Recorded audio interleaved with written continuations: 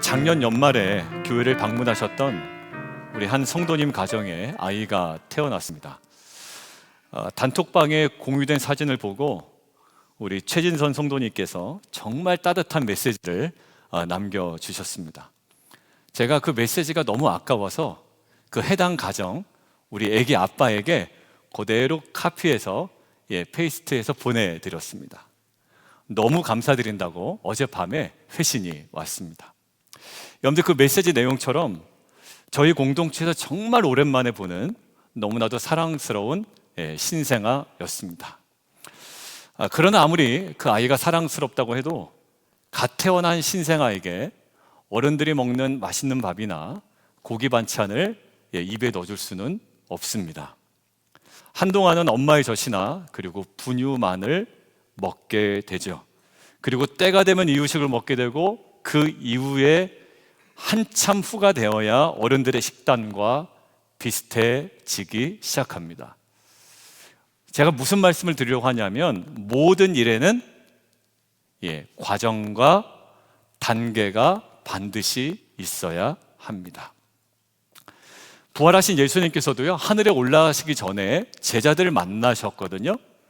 제자들을 만나신 다음에 내가 하늘로 올라가면 너희가 바로 가서 증인의 사명을 감당해라 라고 말씀하지 않으셨습니다. 오히려 성령이 임할 때까지 예루살렘을 떠나지 말라고 당부하셨죠. 그리고 성령이 임해야지만 너희가 권능을 받고 권능을 받아야지만 증인이 된다. 즉 무엇을 강조하셨냐면, 모든 일에는 단계와 과정이 있다라는 거예요. 이번에 단기 선교 7월 달에 니카라과로 갑니다. 제가 기아대책기구에서 이제 간사로 사역할 때 단기팀을 인솔해서도 많이 가고 단기팀들을 보내보기도 많이 했는데요, 좀 웃지 못할 해프닝들이 가끔 발생합니다. 어떤 일이냐면, 갔어요. 근데 현지에서 전화가 오는 겁니다. 연락이. 무슨 연락일까요? 자기 안 돌아가겠다라는 겁니다.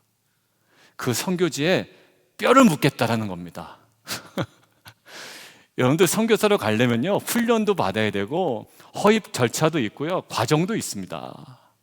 정말 그 부르심이 맞는지 그 어떤 시간 과정 속에 검증되는 것도 있거든요. 저희가 만류합니다. 그래서 데리고 옵니다. 올해도 안 목사님이 오실 텐데, 작년에 안 목사님 오셔서 팀 켈러 목사님의 저서에서 강조하면서 얘기한 부분이 있습니다. 전도의 중요한 두 가지 요소가 있는데 뭐라고요? 하나는 시간이고 하나는 공동체이다라는 거예요. 그러니까 막 전하고 막 영접하고 이럴 수 있어요. 그렇지만 이 모든 과정에 있어서 팀 켈러 목사님이 강조했던 건, 그의 의심과 회의와 이 모든 것들을 해소할 수 있는 시간이 필요하고 그것들을 함께 나누며 해결할 수 있는 공동체가 필요하다라는 거예요. 뭐라고요? 모든 일에는 단계와 과정이 있다라는 거예요. 이번 주에 묵상한 본문에도 그 비슷한 내용이 이렇게 정리되어 있습니다. 같이 한번 보겠습니다. 시작. 처음에는 싹이요, 다음에는 이삭이요, 그 다음에는 이삭의 충실한 곡식이라. 자, 다시 정리합니다. 모든 일에는 뭐가 있다고요? 필요한 단계와 과정이 있습니다. 이해되셨죠? 자, 저희는요 2024년 한 해를 제자 되고 제자 삼는 교회의 비전을 가지고 한 해를 시작했습니다. 이 비전을 생각해 보는데 마찬가지겠다라는 생각이 들더라고요. 어떤 거냐면, 지난주 우리 영상 봤잖아요. 우리 야음이 집사님 편집을 해줘가지고 고 뭐 이렇게 편집이 되어 있었어요. 근데 맞아요. 제자 삼기 위하여 고 하는 건 너무나도 중요합니다. 그런데 우리가 제자 삼기 전에 먼저 우리가 우선되어야 하는 것이 있다는 거예요. 뭘까요? 우리가 제자임을 인식하고 먼저 제자 되는 겁니다. 여러분들, 제자가 아닌 사람에게 너 가서 제자 삼으라고 얘기하는 것은 어폐가 있죠. 제가 특별 새벽 기도회 둘째 날과 셋째 날에 저의 그동안의 목회에서의 실수를 좀 고백하며 얘기했던 부분 아마 기억나실 겁니다. 우리가 상당하게 많은 시간을 십자가의 삶을 살라고 강조를 많이 했습니다. 그죠? 나쁜 건 아니에요. 그리고 계속 강조할 겁니다. 그런데 십자가의 은혜를 경험하지 못한 사람에게 십자가의 삶을 살라고 하는 것은, 이것은 하나의 윤리밖에 안 됩니다. 그러니까 그 부분에 제가 실수했다, 그리고 이 부분에 많은 부분을 더 할애해야 되겠다라는 생각을 했습니다. 모든 일에는 뭐예요? 단계가 있고 순서가 있고 과정이 있는 겁니다. 그렇잖아요. 십자가의 은혜의 감격이 뭔지도 모르는 사람에게 십자가의 삶, 희생적인 삶, 네가 져줘야 돼, 이게 얼마나 말이 안 되겠어요. 자, 결국 우리가 먼저 제자 삼기 전에 상반기에는 대부분의 시간을 제자 되는 것이 무엇인지 그 부분을 우리가 함께 나누려고 해요. 여러분들, 그래서 예수님의 제자라고 할 때 여러분들 떠오르는 인물이 누구 있나요? 그냥 지나가는 사람 붙잡고 물어봐도 그 사람 얘기할 것 같아요. 예수님의 제자하면 베드로, 그렇죠. 베드로가 떠올라요. 오늘 봉독했던 누가복음 5장은 베드로가 제자로 부르심을 받는 장면이에요. 그러니까 우리가 좀 관심을 가질 수밖에 없죠. 오늘은 어디를 주목하려고 그러냐면 그의 입술에서 갑자기 터져 나왔던 주여 나를 제목처럼 떠나소서 나는 죄인입니다 라는 베드로의 고백을 주목하려고 합니다. 그래서 이 제자됨의 과정에서 우리가 통과해야 되는, 반드시 지나가야 되는 이 과정과 절차는 무엇인지, 그리고 그 지점에서 우리에게 부어지는 은혜가 무엇인지 오늘 함께 묵상하며 나아가는 시간이 되었으면 좋겠습니다. 우리 첫 번째 함께 대지를 읽도록 하겠습니다. 시작. 모모에 대한 절망이 아닌 모모에 대한 절망 앞에 서다. 제가 고민을 많이 했습니다. 어떻게 하면 이 관심을 계속 설교까지 끌고 갈 수 있을까? 해답을 알려주지 말자. 모모에 대한 절망이 아닌 무엇무엇에 대한 절망 앞에 서다 하는 거예요. 자, 이제 들어가요. 오늘 본문을 보니까 베드로가 경험한 첫 번째 절망이 5절에 있습니다. 베드로가 경험한 첫 번째 절망, 자막 준비했어요? 함께 읽겠습니다. 시작. 우리들이 밤이 새도록 수고하였으되 잠은 것이 없습니다 라는 거예요. 결국 베드로가 경험한 첫 번째 절망은 한 마리의 고기도 잡지 못한 상황에 대한 절망이었다라는 거예요. 아까 공난이죠? 상황에 대한 절망이었습니다. 자, 제자가 되려면 이 상황에 대한 절망을 어떻게 할까요? 남편 때문에 너무 힘들어요. 자녀 때문에 힘들어요. 이 비즈니스 어려운 것 때문에 너무 힘들어요. 상황에 대한 절망을 제자는 어떻게 될까요? 극복하는 것도 매우 중요하다고 생각이 듭니다. 왜냐하면 어려운 상황을 감당하고 극복해낸 나름대로의 그 성공 스토리를 기반으로 흔들리지 않는 제자가 될 수 있단 말이에요. 오늘 본문의 스토리는 아주 순조롭게 그렇게 진행되는 듯해 보입니다. 예수님께서 뭐 하셨나요? 원포인트 레슨을 정확하게 해줍니다. 이게 티샷도 안 되고 말이죠. 뭔가 안 될 때, 우리 기아 대책 끼고 자선 골프 대회 할 때 최경주 선수가 왔습니다. 10분을 뽑아서 원포인트 레슨을 해주는데 다들 그냥 흡족해 주시는 거예요. 왜? 최경주라는 프로가 내 동작의 한 부분을 찍어서 설명을 해주니까 이게 사람들이 거기에 그냥 바짝 붙어서 너무 좋아하는 거예요. 오늘 예수님이 원포인트 레슨을 해주시는데 결과는 어땠나요? 한 마리도 잡지 못했는데 2배의 생선이 가득 차게 됩니다. 이제 베드로는 인생 극장에 출연해도 될 만큼의 어떤 인생 역전 성공 스토리를 갖게 됩니다. 제가 한번 생각을 해봤어요. 베드로의 모습은 어떠했을까? 한껏 들떠 있어도 됩니다. 한껏 고무되어 있습니다.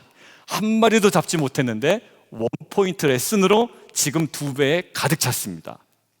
자, 뭔가 들떠 있어야 할 베드로의 모습을 생각하며 본문을 읽는데 이상한 점이 발견됩니다. 8절입니다. 같이 한번 읽습니다. 시작.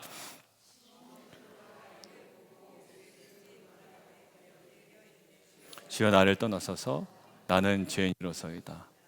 여러분들 두 배 가득 차 있는 고기를 보고 앞으로의 사업을 구상하고 들떠 있어도 전혀 이상하지 않을 베드로의 모습인데 어찌 하나도 좋아하는, 기뻐하는 모습이 전혀 보이지 않는 겁니다. 오히려 예수님 앞에 경외함으로 무릎을 꿇고 자신이 죄인임을 고백합니다. 약간 이런 거예요. 장사 매출이 전혀 나오지 않았던 이 가게가 어떤 도움을 받아 매출이 확 오르게 된 겁니다. 이제 그 다음 단계로 나가야 되겠다고 들떠 있어야 되는데 어떤 입장이에요? 갑자기 무릎을 꿇고 나를 떠나소서, 오히려 나와 함께 합시다를 요청해야 될 베드로가 나를 떠나소서 나는 죄인입니다 라는 고백을 합니다. 자, 5절 상황에서 아까 어디에 대한 절망이 있었죠? 상황에 대한 절망이 있었습니다. 한 마리도 잡지 못한 상황에 대한 절망이 이제 대박 사건으로 인해 희망으로 나아간 것이 아니라 8절에서는 베드로가 어디로 갑니까? 존재에 대해서 절망하고 있다는 거예요. 다시 설명합니다. 한 마리도 잡지 못했던 상황에 대한 절망이 있었던 베드로가 대박 사건이 났음에도 이제 어떤 절망의 자리로 나가요? 자신의 존재에 대한 절망으로 나아갑니다. 이해가 잘 안 가요. 그래서 이 대지를 함께 읽도록 하겠습니다. 시작. 절망이 아닌 존재에 대한 절망 앞에 서다. 저는 이러한 어찌 보면 베드로의 상식적이지 않은 행동과 이런 모든 구성들, 포맷들이 우연히 발생한 것이 아니라고 저는 생각이 듭니다. 밤새도록 한 마리도 잡지 못한 절망적인 상황, 2배에 가득 넘치도록 하신 장면, 그것을 보고 흥분하여 기뻐하기보다는 오히려 자신의 존재에 대하여 절망하는 베드로의 모습이 사실 우연한 사건은 아니었던 거예요. 저는 이 절망의 장면이 예수님께서 베드로를 부르시기 위한 예수님께서 의도하신 모든 소중한 과정이고 저는 단계였다고 생각이 듭니다. 우리 성도님들 보면 교회 나오시게 된 동기를 이렇게 여쭤보면 그냥 나오신 분들은 거의 없습니다.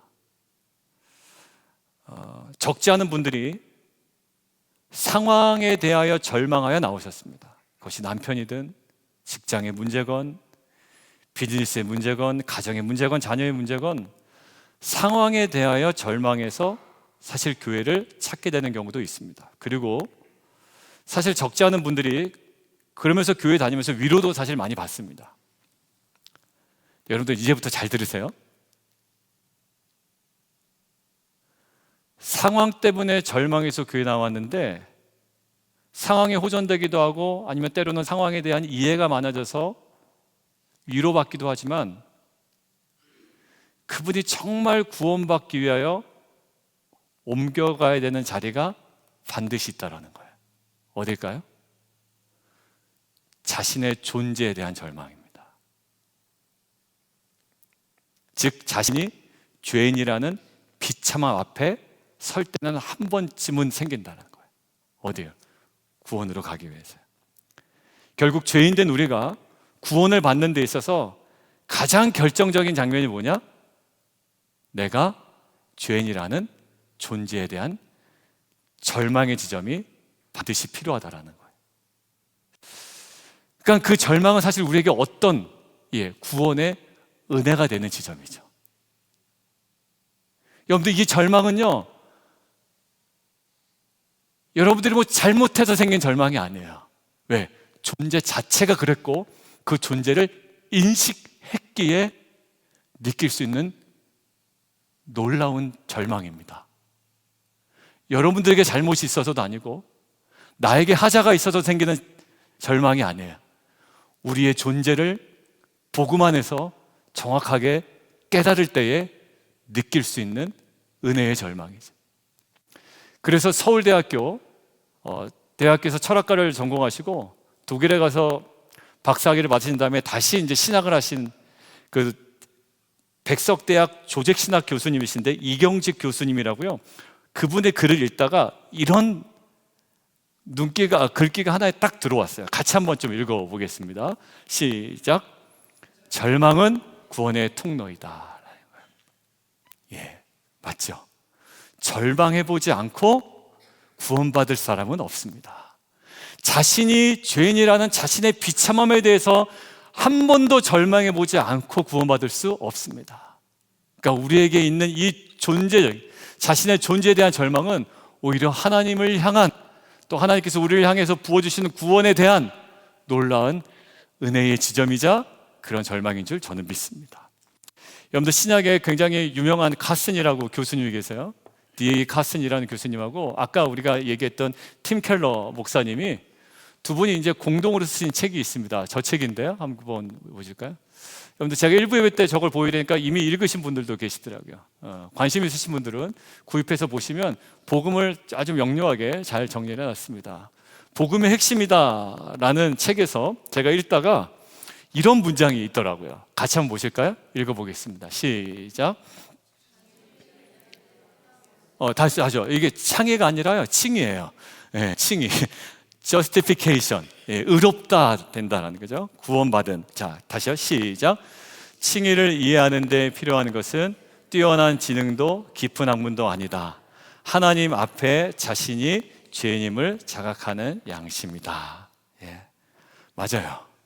여러분들 이러한 존재에 대한 절망이 저는 구원에 이르는 중요한 관문이기도 하지만 맞습니다. 그런데 오늘 제자되고 제자 삼는 교회 비전에 맞춰서 부르심을 입은 자들에게도 저는 이 존재에 대한 절망이 부르심을 입은 자들에게도 중요한 관문이라고 저는 생각이 듭니다. 한 가지 예를 들어볼까요? 이사야라는 사람이 있습니다. 이사야는요, 활동하던 시기가 남유다가 가장 어려울 때예요. 그럼 남유다가 어려울 때니까 이사야에게는 어떤 절망이 있을까요? 오늘 첫 번째 대지 한번 생각해 보실까요? 상황에 대한 절망이 있는 겁니다. 나라에 대한 절망이 있는 겁니다. 자신을 둘러싸고 있는 국가에 대한 절망이 있는 겁니다. 그런데 이 상황에 대한 절망이 있었던 이사야가 어느 날 성전 가득한 하나님의 영광을 봅니다. 그때 이사야의 고백이 어떠냐면 베드로의 오늘 누가복음 5장에 있는 고백을 생각하시면서 한번 읽어보십시오. 자, 같이 한번 읽습니다. 시작. 나여 망하게 되었다. 나는 입술이 부정한 사람이요 나는 입술이 부정한 백성 중에 거주하면서 만군의 여호와의 신 왕을 배웠음이로다 하였더라. 여러분들 상황에 대해서 절망하던 이사야가 어느덧 자신이 죄인이라며 자신의 존재에 대하여 절망하고 있습니다. 근데 여러분 분명한 것은 존재에 대하여 자신만만했던 이사야를 하나님께서 사명자로 부르신 것이 아니라 자신의 존재에 대하여 절망을 고백했던 이사야를 사명자로 부르셨다라는 거예요. 여러분들 모세도 마찬가지입니다. 자신의 민족의 상황 가운데 모세는 늘 상황에 절망하던 자였습니다. 그런데 하나님께서는 40년의 왕궁 생활로 자신감이 넘쳤던 모세의 40대 부르신 것이 아니라 그 이후에 광야 생활을 40년을 마치고 80세가 된 자신의 존재에 대하여 철저하게 실망했던 모세를 부르셨다라는 거예요.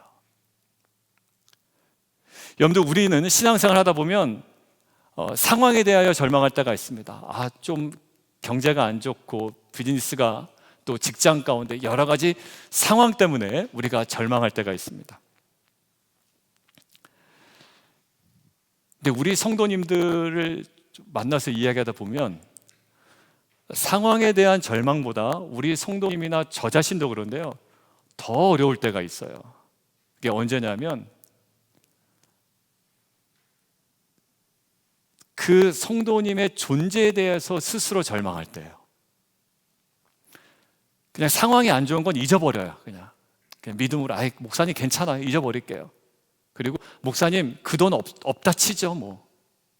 상황에 대한 절망은 오히려 뛰어넘으시더라고요. 건강이 좋지 않을 때도 목사님 괜찮아요. 뭐 우리가 영원히 사나요? 괜찮아요. 그런데 정말 힘들어하는 절망이 있어요. 자신의 존재를 부정당하는 절망이에요. 부모라는 자녀에 대해서 부모로서 온갖 모든 것들 다 쏟았는데 자녀로부터 부모로서의 자신의 존재에 대한 부정을 당하는 그 비참함과 절망이 있습니다. 목사라고 열심히 했는데 어느 순간 내가 제자세를 볼 때 목사라는 내 자신의 존재에 대하여 심각하게 절망하게 되는 상황이 있어요. 이게 목사인가? 이게 부모인가? 이게 리더인가? 라는 겁니다. 여러분들, 우리도 마찬가지예요. 2024년 제자 되고 제자 삼자라고 하지만 자꾸 내 내면에서 메시지가 들립니다. 야, 무슨 제자 삼는 거냐? 제자라고 부르기에는 너무 흉측하고 비참한 너의 존재가 있는데, 그 절망이 있는데 무슨 제자를 삼는 정도까지 나아가냐라고 우리한테 도전하는 메시지도 있어요. 그런데 그 절망으로 힘들어하고 베드로처럼 주여 나를 떠나소서라고 고백할 수 없는 밖에 없는 우리들에게 주님께서는 이렇게 말씀하십니다. 같이 한번 읽을까요? 나는 죄인입니다, 나를 떠나십시오라는 베드로에게, 자신에 대해서, 존재에 대해서 절망했던 베드로에게 이렇게 얘기합니다. 같이 한번 읽죠. 시작.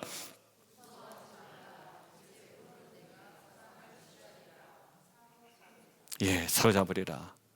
여러분들, 이제후로는 여러분들 성경책에 밑줄을 그어놓으실까요? 많은 학자들이 이제 저기에 대해서 언급을 해놨는데요. 저 이제후로는 할 때 한 가지 써놓은 한 학자의 그 코멘트가 저에게 확 깊이 다가왔습니다. 뭐냐면 이전과의 단절 그리고 새로움이라는 거예요. 자신의 존재에 대해서 완전히 절망했습니다. 이게 어떻게 부모인가? 이게 어떻게 목사인가? 그런데 그렇게 자신의 존재에 대해서 절망했던 베드로를 향해서 뭘까요? 이제후로는, 존재에 대해서 절망했던 이전의 모습이 아니라 이제는 그거와는 차원이 다른 새로움으로 베드로를 부르시죠. 어디요? 사람을 취하리라. 이제 사명자로 부르십니다.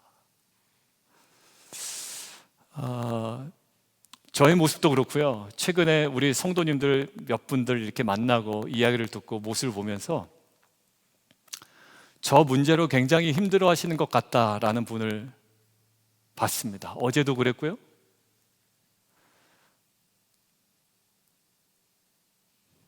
그러니까 제가 볼 때 그분은 모든 것들을 잘 극복해내시는 분이에요.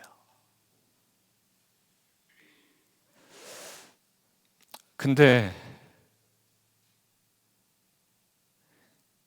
그냥 자신의 존재에 대해서 실망이 들 수 있겠다라는 생각이 들더라고요. 여러분들, 돈이 없는 건 괜찮아요. 근데 내 존재 자체에 대해서 막 실망해버리면 너무 힘든 거예요.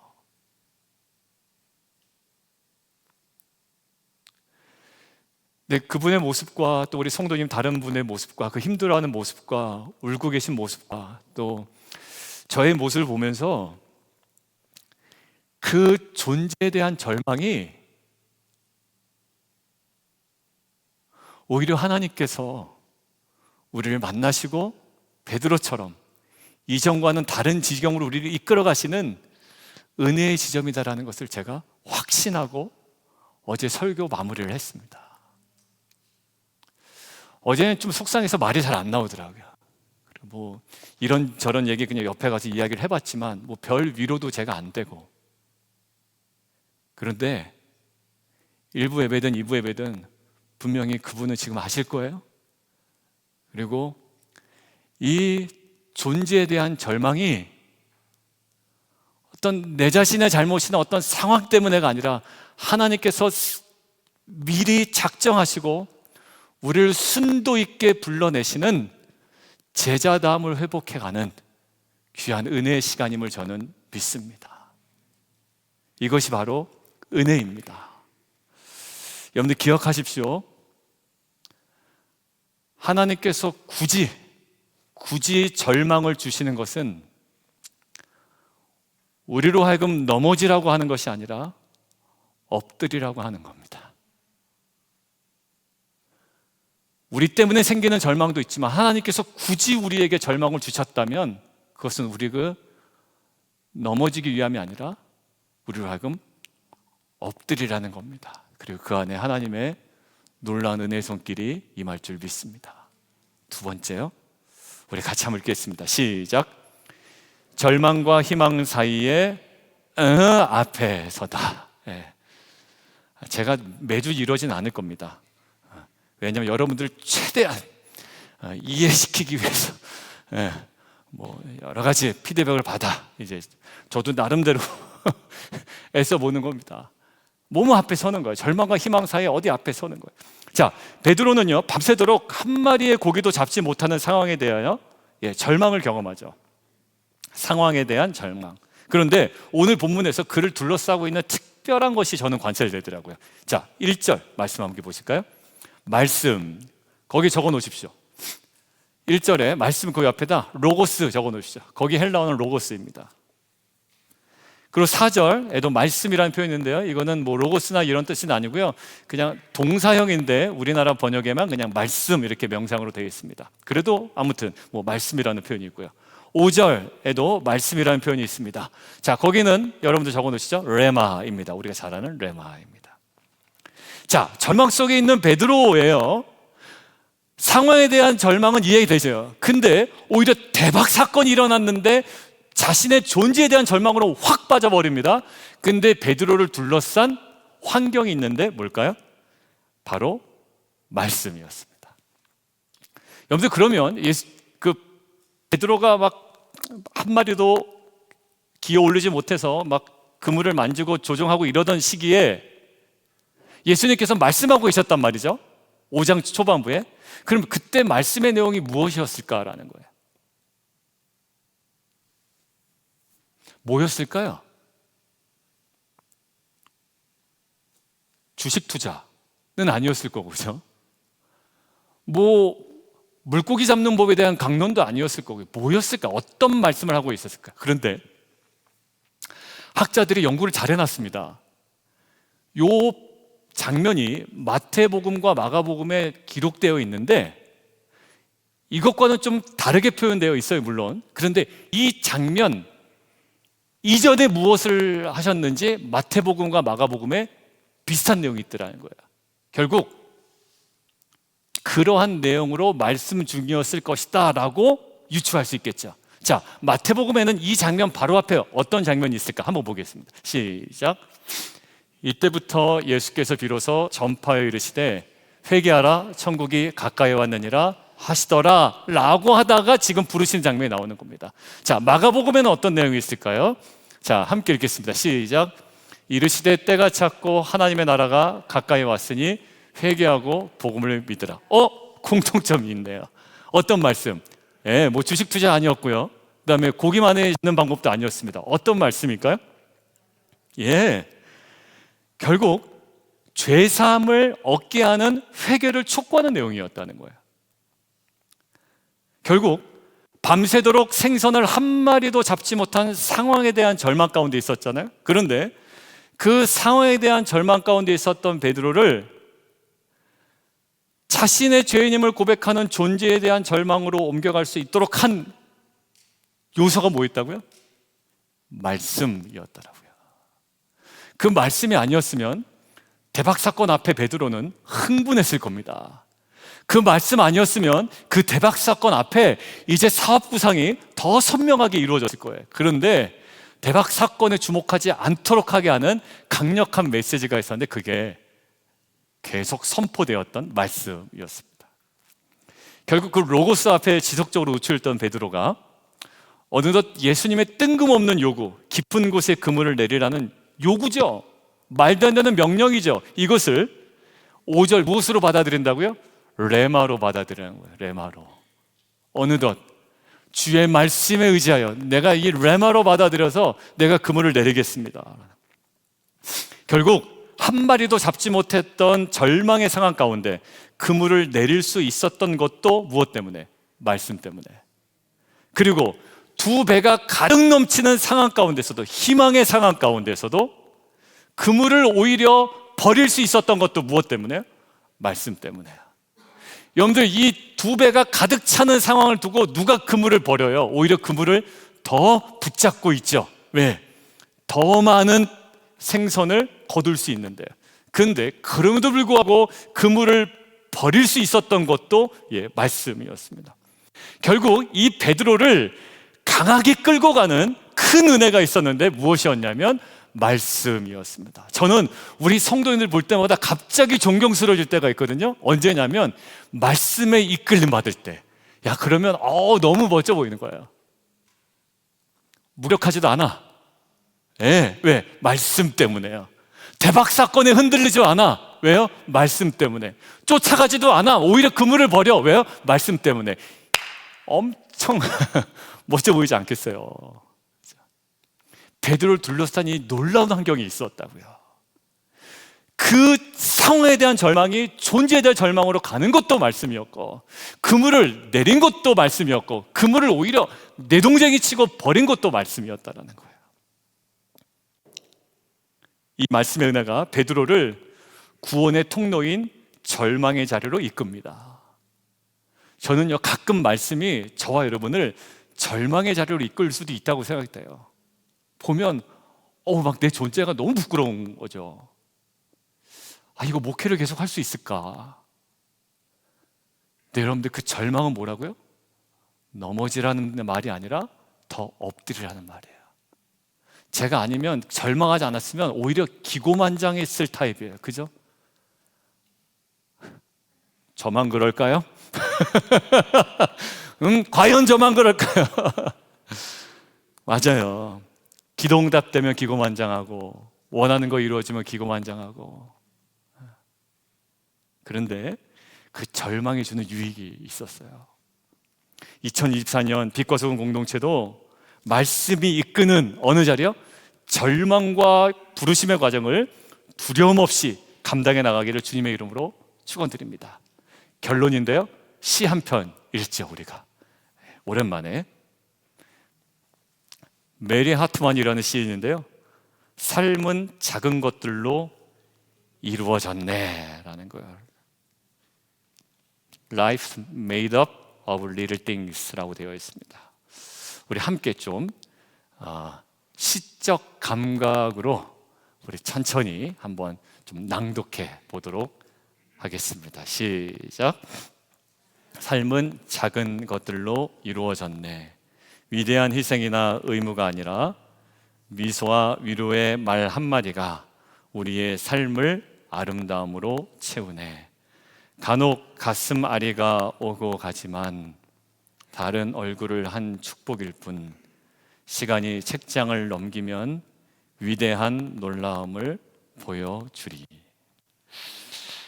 저는 이제 저 시를 보고 읽다가 어디에서 이렇게 좀 가슴이 좀 먹먹해졌냐면, 간혹 가슴 아리가 오고 가지만 이거였어요. 근데 저도 이렇게 지나고 보면 그냥 힘들었던 거는 그냥 감당할 수 있어요. 물론 그때 무척 힘들죠. 그런데 웬만한 것들은 그냥 이렇게 지나가게 되는 것 같아요. 이 또한 지나가리라. 그래서 저는 가끔이 아니라 거의 매일 이제 운동을 하잖아요. 개인 시간에 제가 이렇게 달리기 1시간 하고 오면 그냥 대부분 좀 이렇게 해소가 돼요. 이렇게 땀도 나고, 그래 뭐 그냥 그럴 수 있지.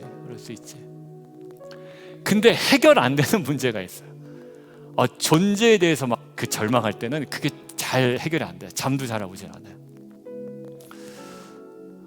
근데 오늘 보세요. 그것조차도 자신의 존재에 대해서 절망합니다. 왜요? 대박 사건이 났는데 왜 베드로가? 내 하나님의 은혜의 장치였죠. 주님의 그 절망이 오히려 온전한 제자로 세우기 위한 하나님의 부르심이었어요. 저기요, 다른 얼굴을 한 축복이래요. 절망은 넘어뜨리려 함이 아니라 우리를 엎드리게 하는 은혜의 수단입니다. 어제 눈물을 흘리셨던 우리 사랑하는 성도님, 그리고 최근에 여러 가지 일 때문에 힘드셨던 우리 성도님들도 이 절망해 주는 이 영광스러운 이 은혜를 우리가 목도하며 붙들고 나아갔으면 좋겠어요. 베드로에게 임한 말씀이 2배의 가득 찬 어획량에 대한 흥분이 아니라 오히려 존재에 대한 절망으로 이끈 것처럼 우리에게 때때로 제자답지 않고 부모답지 않고 성도답지 않고 목회자답지 않은 존재에 대한 절망의 고백이 터져 나올 때가 있습니다. 그러나 그 고백은 우리에게 은혜임을 믿습니다. 그 절망에서 위대한 놀라운 부르심으로 우리를 이끄시는 그 하나님의 은혜를 누리는 2024년 우리 모든 사랑하는 성도 되기를 주님의 이름으로 축원하고요, 제자 되고 제자 삼는 비전을 이뤄가는 우리 모두가 되기를 주님의 이름으로 축원드립니다.